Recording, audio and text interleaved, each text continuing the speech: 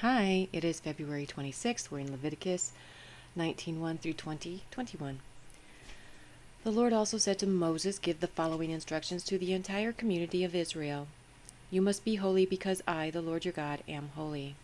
Each of you must show great respect for your mother and father, and you must always observe my Sabbath days of rest. I am the Lord your God. Do not put your trust in idols or make metal images of gods for yourselves. I am the Lord your God. When you sacrifice a peace offering to the Lord, offer it properly so you will be accepted by God. The sacrifice must be eaten on the same day you offer it or on the next day. Whatever is left over until the third day must be completely burned up. If any of the sacrifice is eaten on the third day, it will be contaminated and I will not accept it. If anyone who eats it on the third day will be punished for defiling what is holy to the Lord and will be cut off from the community. When you harvest the crops of your land, do not harvest the grain along the edges of your fields, and do not pick up what the harvesters drop. It is the same with your grape crop. Do not strip every last bunch of grapes from the vines, and do not pick up the grapes that fall to the ground. Leave them for the poor and the foreigners living among you. I am the Lord your God." See, taking care of the poor. It's what God always does in here. Do not steal. Do not deceive or cheat one another. Do not bring shame on the name of your God by using it to swear falsely. I am the Lord. Do not defraud or rob your neighbor. Do not make your hired workers wait until the next day to receive their pay.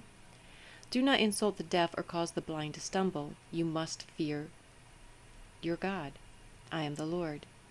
Do not twist justice in legal matters by favoring the poor or being partial to the rich and powerful. Always judge people fairly.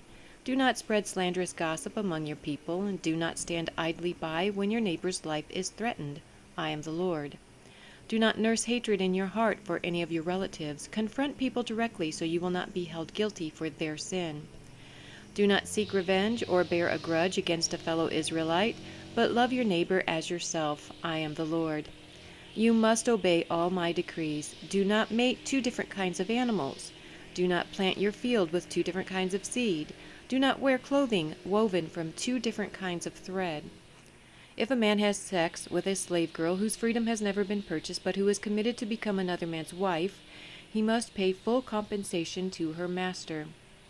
But since she is not a free woman, neither the man nor the woman will be put to death. That's just wrong.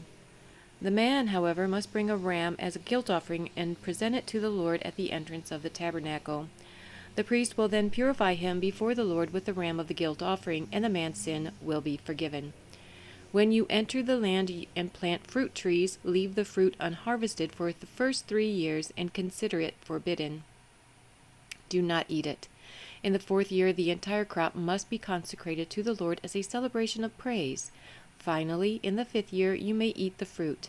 If you follow this pattern, your harvest will increase. I am the Lord, your God. So what did they have to do with that fruit the first 3 years? They just let it fall to the ground, let the animals eat it? I mean, I would think they'd have an abundance of fruit then. Do not eat meat that has not been drained of its blood. Do not practice fortune-telling or witchcraft. Do not trim off the hair on your temples or trim your beards. Do not cut your bodies for the dead, and do not mark your skin with tattoos. I am the Lord. Do not defile your daughter by making her a prostitute, or the land will be filled with prostitution and wickedness. Keep my Sabbath days of rest and show reverence toward my sanctuary. I am the Lord. Do not defile yourselves by turning to mediums or to those who consult the spirits of the dead. I am the Lord your God. Stand up in the presence of the elderly and show respect for the aged. Fear your God. I am the Lord. Do not take advantage of foreigners who live among you in your land. Treat them like native-born Israelites and love them as you love yourself. Remember that you were once foreigners living in the land of Egypt. I am the Lord your God.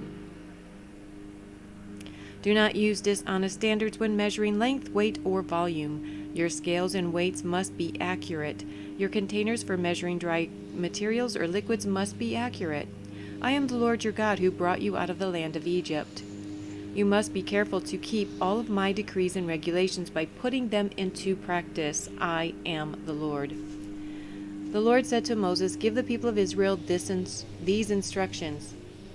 which apply to both native Israelites and to the foreigners living in Israel. If any of them offer their children as a sacrifice to Molech, they must be put to death. The people of the community must stone them to death. I myself will turn against them and cut them off from the community, because they have defiled my sanctuary and brought shame on my holy name by offering their children to Molech. And if the people of the community ignore those who offer their children to Molech and refuse to execute them, I myself will turn against them and their families and will cut them off from the community. This will happen to all who commit spiritual prostitution by worshiping Molech. I will also turn against those who commit spiritual prostitution by putting their trust in mediums or in those who consult the spirits of the dead. I will cut them off from the community. So set yourselves apart to be holy, for I am the Lord your God. Keep all my decrees by putting them into practice, for I am the Lord who makes you holy. Anyone who dishonors father or mother must be put to death. Such a person is guilty of a capital offense. If a man commits adultery with his neighbor's wife, both the man and the woman who have committed adultery must be put to death. If a man violates his father by having sex with one of his father's wives, both the man and the woman must be put to death, for they are guilty of a capital offense. If a man has sex with his daughter-in-law, both must be put to death. They have committed a perverse act and are guilty of a capital offense. If a man practices homosexuality, having sex with another man as with a woman, both men have committed a detestable act. They must both be put to death, for they are guilty of a capital offense. If a man marries both a woman and her mother, he has committed a wicked act. The man and both women must be burned to death to wipe out such wickedness from among you. If a man has sex with an animal, he must be put to death, and the animal must be killed. If a woman presents... I'm sure the animal wasn't consensual, so why does the animal have to be killed? Poor thing. If a woman presents herself to a male animal to have intercourse with it, she and the animal must both be put to death. You must kill both, for they are guilty of a capital offense. If a man marries his sister, the daughter of either his father or his mother, and they have sexual relations, it is a shameful disgrace. They must be publicly cut off from the community. Since the man has violated his sister, he will be punished for his sin. If a man has sexual relations with a woman during her menstrual period, both of them must be cut off from the community, for together they have exposed the source of her blood flow. Do not have sexual relations with your aunt, whether your mother's sister or your father's sister. This would dishonor a close relative. Both parties are guilty and will be punished for their sin. If a man has sex with his uncle's wife, he has violated his uncle. Both the man and the woman will be punished for their sin, and they will die childless. If a man marries his brother's wife, it is an act of impurity. He has violated his brother, and the guilty couple will remain childless. So we read about John the Baptist and how Herod had married his brother's wife Herodias, and John would tell him that that was a sin. He wasn't supposed to do that, and Herodias hated John for that, for speaking the truth, and eventually had him beheaded through her daughter. Anyway, yeah, so sexual sin is against other people, but it's also against your own body. So stay away from it. Just strive to not commit those sexual sins. I know sometimes it can be a hard battle, but you've got resources at your hand. You've got Jesus every day. Pray constantly. Pray until the feelings go away. You also have other believers you can turn to help pray for strength, that you would have strength to resist. And God always provides a way out, so we just have to look for it and follow it. Mark 8:11 through 38. When the Pharisees heard that Jesus had arrived, they came and started to argue with him. Testing him, they demanded that he show them a miraculous sign from heaven to prove his authority. When he heard this, he sighed deeply in his spirit and said, "Why do these people keep demanding a miraculous sign? I tell you the truth, I will not give this generation any such sign." So he got back into the boat and left them, and he crossed to the other side of the lake. I mean, he's been performing miracles all over the country, so is that not a good enough sign? But the disciples had forgotten to bring any food. They had only one loaf of bread with them in the boat. As they were crossing the lake, Jesus warned them, "Watch out! Beware of the yeast of the Pharisees and of Herod." At this they began to argue with each other because they had not brought any bread. Jesus knew what they were saying, so he said, "Why are you arguing about having no bread? Do you not know or understand even yet? Are your hearts too hard to take it in? You have eyes, can't you see? You have ears, can't you hear?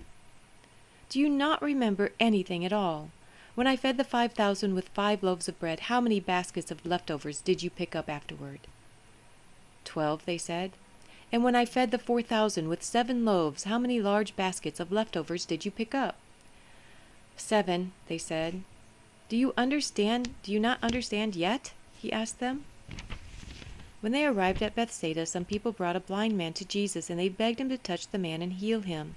Jesus took the blind man by the hand and led him out of the village. Then, spitting on the man's eyes, he laid his hands on him and asked, "Can you see anything now?" The man looked around. "Yes," he said, "I see people, but I cannot see them very clearly. They look like trees walking around." Then Jesus placed his hands on the man's eyes again, and his eyes were opened. I wish Jesus would do that with my eyes, because I'm so tired of wearing glasses and not being able to see without them, and half the time not even be able to see with them. His sight was completely restored, and he could see everything clearly. Jesus sent him away, saying, "Do not go back into the village on your way home."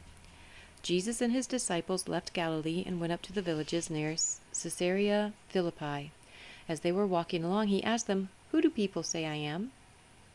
"Well," they replied, "some say John the Baptist, some say Elijah, and others say you are one of the other prophets."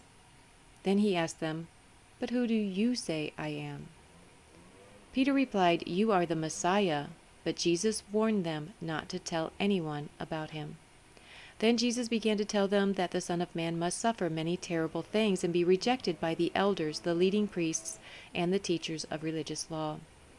He would be killed, but 3 days later he would rise from the dead. As he talked about this openly with his disciples, Peter took him aside and began to reprimand him for saying such things. Jesus turned around and looked at his disciples, then reprimanded Peter. "Get away from me, Satan," he said. "You are seeing things merely from a human point of view, not from God's." Then, calling the crowd to join his disciples, he said, "If any of you wants to be my follower, you must turn from your selfish ways, take up your cross, and follow me. If you try to hang on to your life, you will lose it. But if you give up your life for my sake and for the sake of the good news, you will save it. And what do you benefit if you gain the whole world, but lose your own soul? Is anything worth more than your soul? If anyone is ashamed of me and my message in these adulterous and sinful days, the Son of Man will be ashamed of that person when he returns in the glory of his Father with the holy angels." And you see a lot of memes going around. I don't know, are they memes? I'm not really sure what designates a meme, but anyway, you see those postings where it's like some encouraging thing, but then it says, if you're not ashamed of Jesus, then post this, because it says, whoever's ashamed of me here, then I'll be ashamed of him later. But I never repost those things because I post these videos every day. I've posted about praying for people, and I've publicly posted that I'm a born-again believer in Jesus Christ. So I don't need to do these Facebook things to prove that I'm not ashamed of Jesus, because I'm not. These videos are proof of that.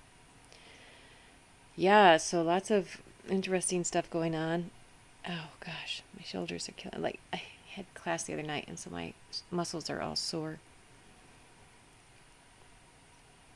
If you don't know Jesus, ask him into your heart, because you're missing out on a wonderful life, a joyful life, a pleasant life. Yes, there will be troubles, but you will have joy in your heart anyway. And people will just be amazed. How can you be so joyful? I know what you're going through. It's Jesus. Jesus enables us to live life when life is trying to get us down. So ask Him into your heart today. Don't wait. And then let me know below that you did it. Or if you need help doing it, let me know. You can post it below along with comments, questions, prayer requests, or you can message me on Facebook or Instagram. The links are in the description. And that is your Bible reading for today. Do not forget to click over here for Psalms and Proverbs.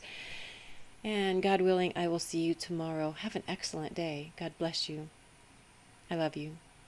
Bye.